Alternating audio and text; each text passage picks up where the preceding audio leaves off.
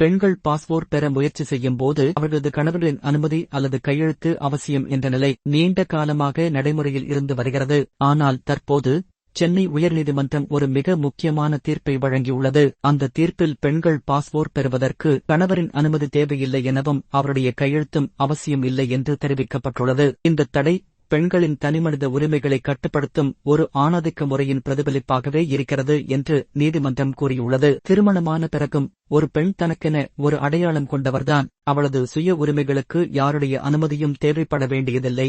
இதுவே இந்த தீர்ப்பின் முக்கியமான செய்தியாகும். இது பெண்களின் சட்ட உரிமைகளுக்கு எதிரான தடைகளை நீக்கும் வழியில் இது ஒரு முன்னோடியான நடவடிக்கையாக பார்க்கப்படுகிறது. இதில் சம்பந்தப்பட்ட சட்டங்கள் மற்றும் விதிமுறைகள் இந்தியன் பாஸ்போர்ட் 1967, பாஸ்போர்ட் விதிமுறைகள் 5 மற்றும் 10 இன்படி பாஸ்போர்ட் விண்ணப்பிக்கும் போது மார்சியல் ஸ்டேட்டஸ் மட்டும் குறிப்பிட வேண்டும். ஆனால் துணையின் கையொப்பம் என்பது கட்டாயம் அல்ல.